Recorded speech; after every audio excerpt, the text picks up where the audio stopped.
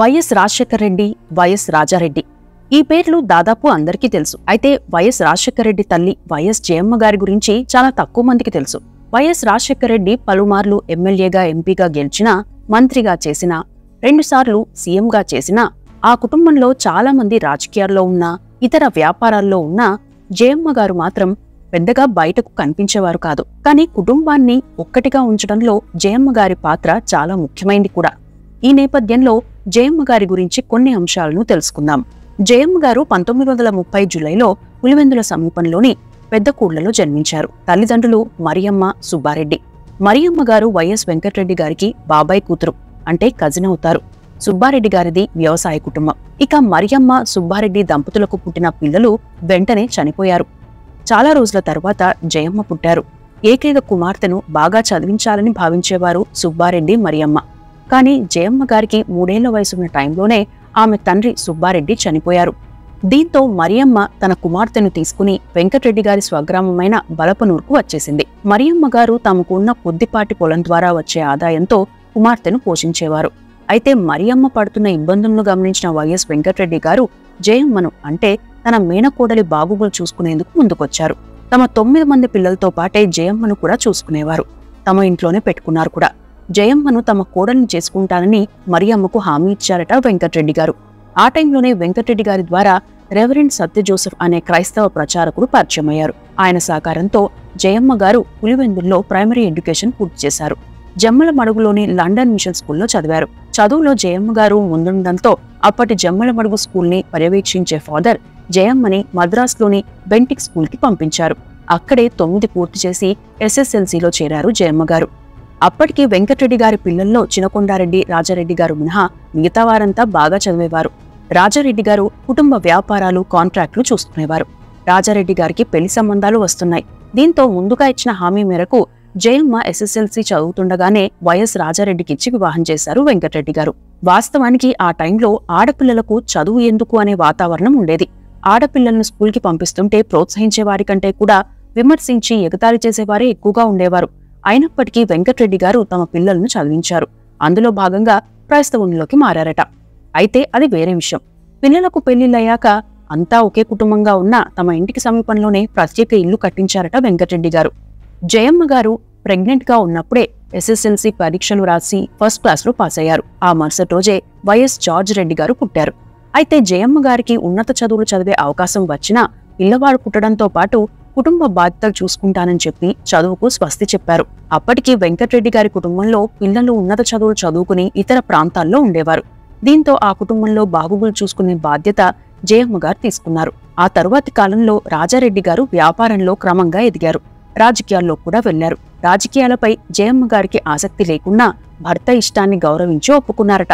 YS Rajasekhara Reddy, YS Vivekananda Reddy, Vimala Reddy పుట్టాక కనీసం 2 ఆడపిల్లలైనా ఉండాలని కోరుకునేవారు. కానీ ఆ తరువాత కూడా 2 అబ్బాయిలే పుట్టారు. వారే సుధీకర్ రెడ్డి, రవీంద్రనాథ్ రెడ్డి గారు. అప్పటికే వైఎస్ రాజారెడ్డి వ్యాపారంలో స్థిరపడ్డారు. వెరైటీస్లో బాగా సంపాదించారు. అదే టైంలో రాజకీయంగా ఆధిపత్య పోరు కూడా మొదలైంది. ఇక తమ మామ వెంకటరెడ్డి గారు, రాజారెడ్డి గారి అన్న ప్రభుదాస్ గారి పాటలో పయనించి క్రైస్తవ ప్రచారం చేసేవారు జయమ్మ గారు. ఓవైపు పిల్లలను చూసుకుంటూనే ఇంట్లోనే పలు కార్యక్రమాలు నిర్వహించేవారు. వివిధ సంస్థలకు తనకు తానుగా సహాయం చేయడంతో పాటు రాజారెడ్డి గారికి చెప్పి మరికొన్ని డబ్బులు ఇప్పించేవారు. ఇక వ్యాపార పనుల్లో భాగంగా రాజారెడ్డి గారు పలు ప్రాంతాలకు వెళ్లాల్సి వచ్చేది. దీంతో పిల్లల బాధ్యత పూర్తిగా జయమ్మ గారే తీసుకున్నారని చెప్పవచ్చు. ఆ టైంలో అనేక ఇబ్బందులు వచ్చాయి. ఆ టైంలో మనోనిబ్బరం కోల్పోకుండా పిల్లలను కాపాడుకోగలిగారు. పిల్లలను క్రమశిక్షణతో పెంచేవారు. కుమార్తె విమలారెడ్డి గారికి అన్ని విషయాలు ఓర్పుగా చెప్పేవారని, కుమారుల అల్లరి ఎక్కువైనప్పుడు కొట్టేవారని చెబుతారు. ఓసారి దీపావళి టైంలో క్రాకర్స్ కాల్చుతుంటే చిన్న కుమారుడు రవీంద్రనాథ్ రెడ్డి మాత్రం చిచ్చుబుడిని తన అరచేతిలో పెట్టుకుని వెలిగించాడు. దీంతో చేతిపై నిప్పురవ్వలు పడి ఏడవడం మొదలుపెట్టాడు. ఆ ఏడ్పు విని పరిగెత్తుకొచ్చిన జయమ్మ గారు ఆ చిచ్చుబుడిని విసిరేశారు. అప్పటికే రవీంద్రనాథ్ రెడ్డి అరచేతికి గాయమైంది. నార్మల్ గా అయితే చాలా మంది తల్లులు కంగారు పడతారు. కానీ జయమ్మ గారు మాత్రం రవీంద్రనాథ్ రెడ్డి గారికి ముందుగా 4 తగిలించి ఆ తరువాత సున్నపుతేట పూసి ఆస్పత్రికి తీసుకెళ్లారట. పిల్లలు చేసే తప్పులను వారికి అర్థమయ్యేట్టు చెబుతూనే చదువుకు ఉండే ప్రాధాన్యాన్ని చెప్పేవారు. పిల్లలు బైబిల్ చదవకపోయినా, స్కూల్కి వెళ్లకపోయినా చాలా కఠినంగా ఉండేవారట. ఇక పలుమార్లు పిల్లల ప్రాణాలకు ప్రమాదకర పరిస్థితి తలెత్తినప్పుడు కూడా ఆమె ధైర్యంగా కాపాడుకోగలిగారు. వైఎస్ రాజశేఖర రెడ్డి గారు మెడిసిన్ చదువుతున్న టైంలో బైక్ యాక్సిడెంట్ అయింది. ఆ విషయం చెబుదామంటే వైఎస్ రాజారెడ్డి గారు ఊళ్ళో లేరు. ఫోన్లు అందుబాటులో లేవు. ఆయన కూడా అందుబాటులో లేరు. దీంతో తెలిసిన వారి సహాయంతో జయమ్మ గారు ఒక్కరే వెళ్లి ఆసుపత్రిలో చేర్పించారట. మరో సందర్భంలో వైఎస్ వివేకానందరెడ్డి గారు పరిగెత్తుకుంటూ వెళ్తుంటే కాలు స్లిప్ అయి బావిలో పడ్డాడు. ఆయన కాలు విరిగింది. బయటకు రాలేకపోతున్నాడు. ఆ టైంలో చుట్టుపక్కల ఎవరూ లేరు. ఆ టైంలో రాజారెడ్డి గారి బంధువులు అక్కడికి సమీపంలో ఉండడంతో జయమ్మ గారు వెంటనే వెళ్లి ఆయన్ని తీసుకువచ్చి వివేకానందరెడ్డిని బయటకు తీశారు. ఇక సుధీకర్ రెడ్డి గారికి 2 సార్లు ప్రమాదం తప్పింది. ఓసారి స్కూల్ గ్రౌండ్ లో ఆడుకుంటున్న సుధీకర్ రెడ్డికి దూరం నుండి జావెలిన్ వచ్చి తలకు తగిలింది. ఈ వైపు నుండి ఆ వైపుకు దిగింది.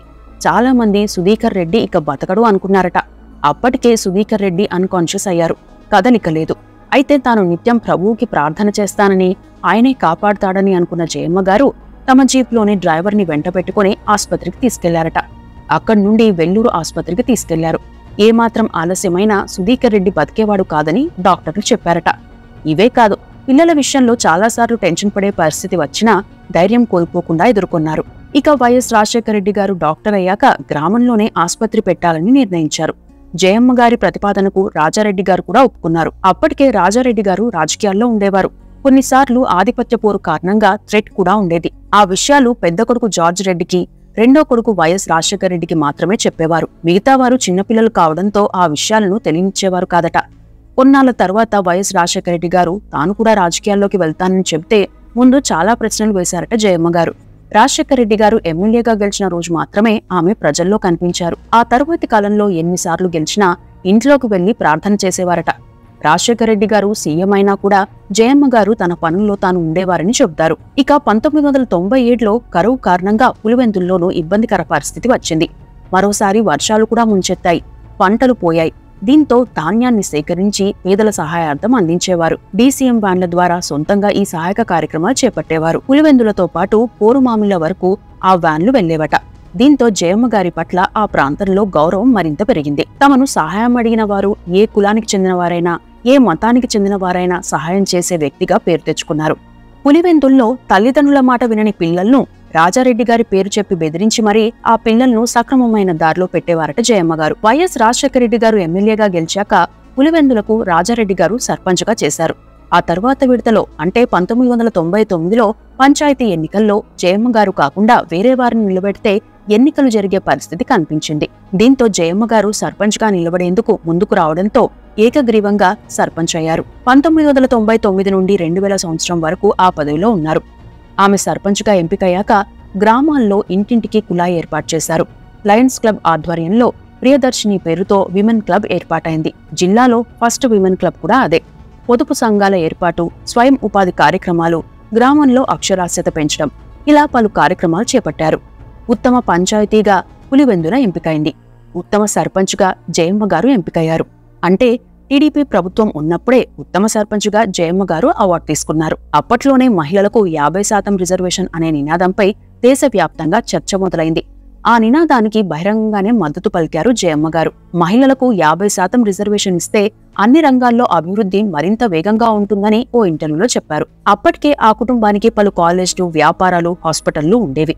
జయమ్మ గారి కోరిక మేరకు ఆడపిల్లల కోసం ప్రత్యేకంగా కాలేజ్ని నిర్మించారు.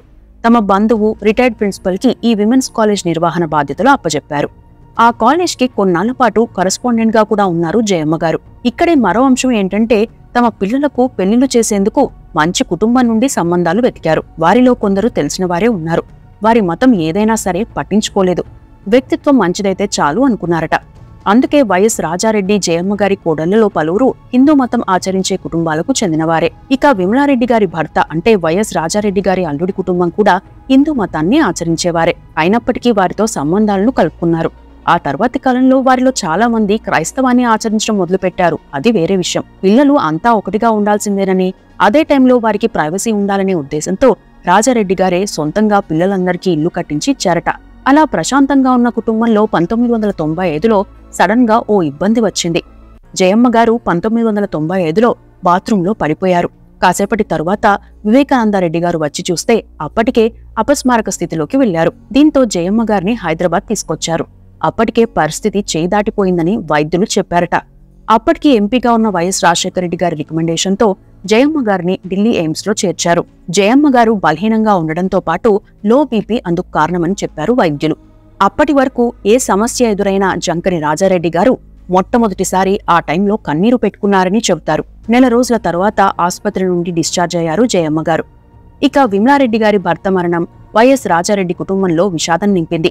ఆ తరువాత వైఎస్ రాజారెడ్డి గారి హత్య ఆ కుటుంబంలో తీరని విషాదం నింపింది. ఎప్పుడూ ధైర్యం కోల్పోని జయమ్మ గారు ఆ టైంలో మానసికంగా ఇబ్బందిని ఎదుర్కొన్నారు.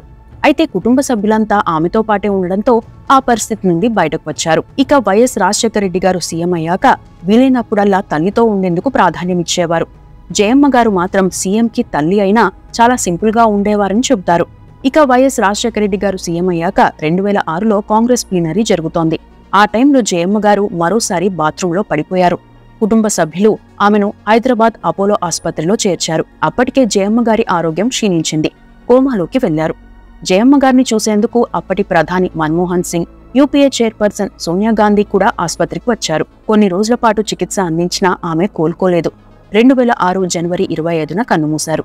చనిపోయే నాటికి జయమ్మ గారి వయస్సు 75 సంవత్సరాలు. రాజారెడ్డి గారి సమాధి పక్కనే జయమ్మ గారికి బరియల్ కార్యక్రమాన్ని నిర్వహించారు. జయమ్మ గారి స్మారకార్థం వారి కుటుంబ సభ్యులు ఓ చర్చిని కూడా నిర్మించారు.